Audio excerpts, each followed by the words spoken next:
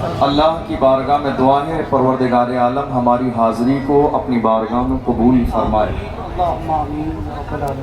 الحمدللہ ہم اور آپ بریلی شریف کی سرزمین پر حاضر ہیں اور اعلیٰ حضرت رضی اللہ عنہ کی بارگاہ میں خراج عقیدت پیش کرنے کی نیت سے حاضر ہیں۔ بریلی شریف کی سرزمین پر پورے ہندوستان میں سے کوئی بھی خطیب یا کوئی شاعر اپنی خطابت کے جوہر دکھانے کے لیے حاضر نہیں ہوتا ہے، بلکہ یہاں جتنے بھی لوگ آتے ہیں وہ اپنی بیٹری چارج کرنے کے لیے آتے ہیں، اور جو یہاں آ جاتے ہیں سال بھر کا ان کا کام بن جاتا ہے، بیٹریاں چارج ہو جاتی ہیں امام اہل سنت کی بارگاہ سے، یا کوئی خطاب کے جو ہے جوہر دکھانے کے لیے نہیں آتا۔ الحمدللہ آج ہمارے اس عظیم منبر پر بڑی بڑی شخصیات موجود ہیں۔ مفتی اعظم مہاراشٹر علامہ مفتی مجتبیٰ شریف مصباحی صاحب، علامہ مفتی فیض احمد صاحب قبلہ مصباحی، علامہ مفتی شاہ نواز عالم صاحب قبلہ مصباحی ازہری، اور بھی بہت سارے ہمارے علماء اکرام مفتیان اکرام جن کے ناموں سے میں واقف نہیں موجود ہیں۔ تو وقت بہت کم ہے، سید جامع اشرف صاحب قبلہ بھی تشریف لانے والے ہیں، اس کے بعد سید امین القادری صاحب قبلہ کا بھی خطاب ہونے والا ہے۔ تو آپ لوگ بہت تسلی اور سکون کے ساتھ تشریف رکھیں اور ماحول بہتر بنا کے رکھیں تاکہ یہ محفل بہت کامیاب ہو، اور ہم سب اپنے گھروں سے آئے ہیں تو اعلیٰ حضرت کا فیضان لے کر واپس آئیں۔ مجھے یہ دور تک عاشقوں کا سیلاب دیکھ کر ایک گستاخ کا وہ جملہ یاد آ رہا ہے جس نے اپنے ماننے والوں کو غالباً کسی جلسے کی تیاری کا حکم دیا تھا اور کہا تھا اتنی بھیڑ جمع کرنا، اتنے لوگ لانا کہ سفر کا میلہ فیل ہو جائے، اور سفر کے میلے سے اس نے اشارہ امام احمد رضا کے غلاموں اور عرس رضوی کی طرف کیا تھا کہ سفر کا میلہ فیل ہو جائے۔ میں کہتا ہوں اگر آج ایسے حاسد بریلی شریف کی سرزمین پر ہوتے تو ان کے کلیجے دہل جاتے اور پتہ چل جاتا تمہارے پاس عاشقوں کا اتنا ہجوم نہیں ہے، اس سے زیادہ ہمارے یہاں چوتیاں پڑی رہتی ہے۔ سفر کے میلے کی بات کرتے ہو، سفر کا میلہ فیل ہو جائے، دیکھ نہیں رہے ہو بریلی کے کونے کونے پہ چلے جائیے، عاشق جب بریلی کے ہجوم کو دیکھتا ہے تو دیکھ کے کہتا ہے وادی رضا کی وہ ہے، ہمالا رضا کا ہے، جس سمت دیکھیے وہ الہ رضا کا۔ بہت اچھے جتنے علماء اکرام یہاں آ رہے ہیں وہ دیکھ رہے ہیں پورے شہر میں پیر رکھنے کی جگہ نہیں ہے۔ خود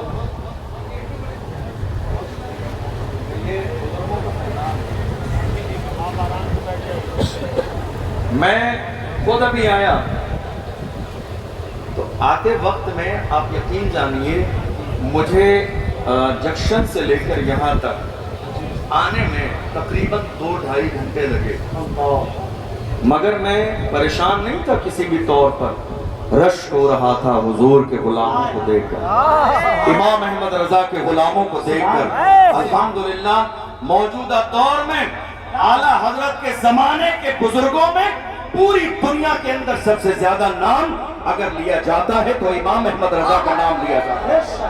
امام احمد رضا کے نام کے نعرے لگتے ہیں، اور کیوں نہ ہو جو مصطفیٰ کے غلام بنتے ہیں وہی زمانے کے امام بنتے ہیں۔ ہم اسی لیے تو کہتے ہیں عزت اسی کی جائے گی جو مصطفیٰ کی عزت کرے گا، تعظیم اسی کی جائے گی جو مصطفیٰ کی تعظیم کرے گا۔ جامعہ نوریہ رضویہ کے اندر غلامان امام احمد رضا آج دنیا کے سامنے فخر کے ساتھ اعلان کر رہے ہیں عزت اسی کی جائے گی جو مصطفیٰ کی عزت کرے گا، اور ڈاکٹر اقبال کے انداز میں اعلان کر رہے ہیں کہ محمد سے وفا تو نے کہاں تیرے ہے، یہ جہاں چیز ہے کیا لاؤ قلم تیرے۔ نعرہ تکبیر، نعرہ رسالت، عرس رضوی، جشن دستار فضیلت و عفتہ۔ آج ہندوستان کی سرزمین پر حالات ہماری نگاہوں کے سامنے ہیں۔ آپ نے شروع سے لے کر اب تک جو تقریر سنی، میری تقریر کا انداز تھوڑا سا مختلف ہوگا۔ میری کوشش ہمیشہ یہ ہوتی ہے کہ ہم حالات پر بات کریں ماشاءاللہ تاکہ ہماری قوم جب مرکز اہل سنت سے جائے تو یہ پیغام لے کر جائے کہ مرکز سے ہمیں ڈرایا نہیں جاتا ہے بلکہ ہمیں یہ مزاج دیا جاتا ہے زندہ رہنا ہے تو پھر موت سے ڈرنا کیسا، زندہ رہنا ہے تو پھر موت سے ڈرنا کیسا، جنگ لازم ہو تو لشکر نہیں دیکھے گا۔ آج ہندوستان کے کونے کونے پر دیکھ لیجئے آپ، حالات بگڑے ہوئے ہیں۔ جدھر دیکھ لیجئے حضور کی شان میں گستاخی، جدھر دیکھ لیجئے مسجدوں کو توڑنے کی پلاننگ، جدھر دیکھ لیجئے مسجدوں پر بلڈوزر چل رہے ہیں، جدھر دیکھ لیجئے مدرسوں میں تالے لگائے جا رہے ہیں، جدھر دیکھ لیجئے ہمارے علماء کی زبانیں بند کرنے کی کوشش کی جا رہی ہے۔ اور یہ کوئی نئی بات نہیں ہے، ہر زمانے میں ایسا ہوا ہے۔ سلمان صاحب کئی مہینے جیل میں رہے اور ابھی ہمارے ایک عالم حضرت مولانا قمر غنی عثمانی صاحب جیل کی سلاخوں کے پیچھے ہیں۔ دنیا یہ سوچ رہی تھی قمر غنی عثمانی کو جیل کی سلاخوں کے پیچھے ڈال دیں گے، حوصلے ٹوٹ جائیں گے، مگر قمر غنی عثمانی نے بتا دیا میں عثمان کا بیٹا ہوں جس نے سب کچھ رسول اللہ کے قدموں پر قربان کیا ہے، مگر دشمنوں سے نہ کئی سمجھوتا تھا نہ آج سمجھوتا ہے نہ صبح قیامت تک سمجھوتا۔ زندہ باد، زندہ باد، بہت اچھا۔ آج ہماری قوم کا المیہ یہ ہے کہ ہمارے لوگ بھول گئے ہیں، جو قوم کی قیادت کرتے ہیں انہیں لوگ بھول جاتے ہیں۔ نہیں میرے عزیزوں، اعلان بھی کیجئے قمر غنی عثمانی صاحب کے ساتھ اور دعا بھی کیجئے اللہ انہیں رہائی نصیب فرمائے۔ آمین اللہم۔ ہم نہیں سوچیں گے تو کون سوچے گا؟ ہمارے دل میں درد نہیں ہوگا تو کس کے دل میں درد ہوگا؟ ہم نہیں بولیں گے تو کون بولے گا؟ آپ کو معلوم ہے میں ہندوستان کے شہروں میں الگ الگ جب جلسوں میں جاتا ہوں اور اس طرح کی باتیں کھل کے کرتا ہوں تو کئی لوگ ہمارے اسٹاف کے بھی اور کئی دوسرے لوگ بھی آ جاتے ہیں ڈرانے کے لیے اور مجھ سے کہتے ہیں ارے آپ کی ابھی شروعات ہے، ابھی نوجوان ہیں، آپ اتنا کھل کے بولیں گے، ہمیں ایسا لگتا ہے کہ آگے کہیں آپ کے لیے مشکل نہ ہو جائے، آپ اتنا کھل کر بول رہے ہیں۔ آخر آپ کے پیچھے کوئی بہت مضبوط بیک گراؤنڈ ہے جس کی بنیاد پر آپ دبتے نہیں ہیں، کھل کے بولتے ہیں۔ میں ایسے لوگوں کو بڑے پیار سے کہتا ہوں اگر میرے بیک گراؤنڈ کی بات سننا چاہتے ہو تفصیل بتا دوں گا تو کلیجے ڈہل جائیں گے۔ آپ مجھ سے کہہ رہے ہیں دبتے نہیں ہیں، ارے سنو کیا دبے جس پہ ہدایت بن جاتے، شیر کو خطرے میں لاتا نہیں کتا دے۔ نعرے تکبیر، عشق محبت، عشق محبت، جامعہ نوریہ رضویہ باقرگن بریلی شریف۔ آج حالات ایسے ہیں، ملک کے کونے کونے میں خوف پھیلانے کی کوشش کی جا رہی ہے، ہمارے جوانوں کے سینے میں خوف پیدا کر دیا گیا۔ اللہ، آپ کی توجہ ہے میری بات جی حسن، توجہ ہے آپ کی؟ کیا ایسا ہوا یا نہیں ہوا؟ کیا خوف نہیں پھیلایا گیا؟ کیا آج خوف نہیں ہے لوگوں میں؟ باضابطہ پلاننگ کے ساتھ خوف پھیلایا گیا۔ یہ خوف ہی کی علامت ہے کہ ہماری مسجدیں توڑی جا رہی ہیں اور بولنے والا کوئی نہیں۔ یہ خوف کی ہی علامت ہے کہ سنبل کی شاہی جامع مسجد کے ساتھ منصوبہ بندی کے ساتھ ماحول خراب کرنے کی کوشش کی گئی، بولنے والا کوئی نہیں ہے۔ یہ منصوبہ بندی ہی ہے جو فتح پور کے مقبرے پر لوگ جا کر بے حرمتی کر رہے تھے مگر کوئی بولنے والا نہیں تھا۔ یہ منصوبہ بندی ہی ہے کہ آپ نے جنوری اور فروری میں باضابطہ ہمارے لیے باضابطہ ایودھیا کے میلے میں ہمارے لیے بورڈ لگا دیے گئے، مسلمانوں کی انٹری نہیں ہوگی۔ ہم سے کہا جاتا ہے نفرت پھیلاتے ہیں، ہم نفرت پھیلاتے ہیں۔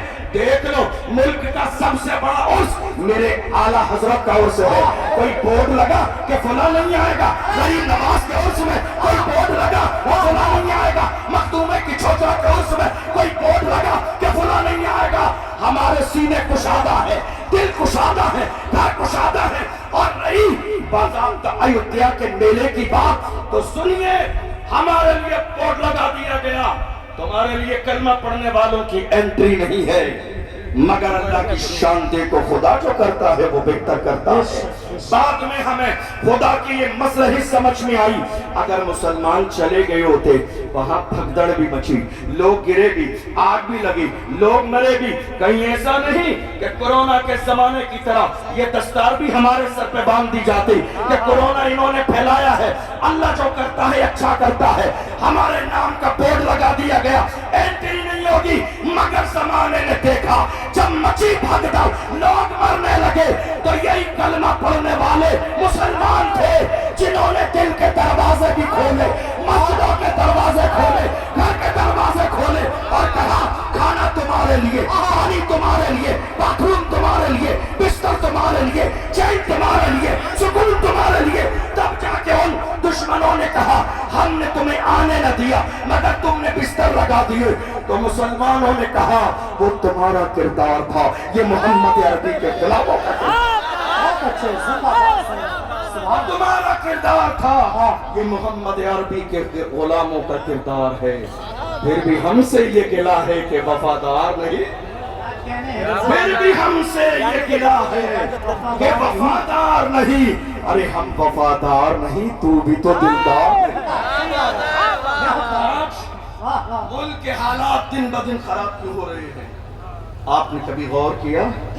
खराब इसलिए हो रहे हैं कि जहां कौम मुस्लिम को बोलना चाहिए मुसलमान वहां बोलते नहीं हैं, और जहां मुसलमानों को खामोश रहना चाहिए वहां मुसलमान बोलते नजर आते हैं। यही वजह है कि हालात दिन ब दिन खराब होते चले जा रहे हैं। मैं बस अपनी कौम से इतना कहता हूँ, ये खामोश मिजाजी तुम्हें जीने नहीं देगी, ये खामोश मिजाजी तुम्हें जीने नहीं देगी। इस दौर में जीना है तो कोहराम मचाओ, इंतजार किस दिल का है? कोई सलाहुद्दीन अय्यूबी अब नहीं आएगा। मौजूदा दौर का सलाहुद्दीन अय्यूबी हमें बनना है, मौजूदा दौर का टीपू सुल्तान हमें बनना है, मौजूदा दौर का मोहम्मद बिन कासिम हमें बनना है। दुनिया रसूलुल्लाह की शान में गुस्ताखी करेगी, फख्र के साथ कहिए जो जान मांगोगे जान देंगे, जो माल मांगोगे माल देंगे, मगर ये हमसे कभी न होगा। नबी का चाहो जलाल देंगे। बहुत अच्छे, जिंदाबाद जिंदाबाद, बहुत अच्छे। आपने देखा नहीं माशाअल्लाह माशाअल्लाह, रसूलुल्लाह की शान में गुस्ताखी हुई। हमारे कितने बुजुर्ग ऐसे थे, जवान जब इकट्ठा होकर गए अपने बड़ों के पास, कहा हम रसूलुल्लाह की नामूस के लिए मुल्क के कानून के दायरे में उठ के खड़े होना चाहते हैं, कुछ करना चाहते हैं। तो हमारे बड़ों ने डरा दिया और क्या कहा?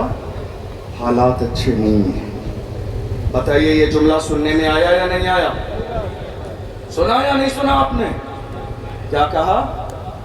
हालात अच्छे नहीं हैं। जवान खड़े हुए, बिठा दिया गया, जवानों का हौसला बुलंद हुआ, डरा दिया गया। जवान रसूलुल्लाह की नामूस के पहरेदार बनने के लिए आगे आए, उन्हें डरा के खामोश कर दिया गया। हालात अच्छे नहीं हैं। मैं तो ये जानना चाहता हूँ हमारे लिए हालात अच्छे कब थे? हमारे लिए हालात अच्छे कब थे?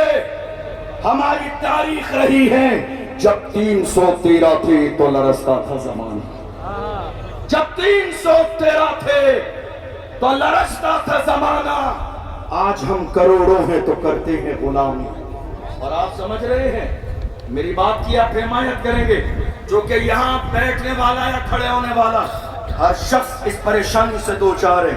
ये जो कौम मुस्लिम गुलामी कर रही है ये अपनी ही कौम में छुपे हुए दलालों की वजह से, अपनी ही कौम में, अपनी ही कौम में छुपे हुए दलालों की वजह से।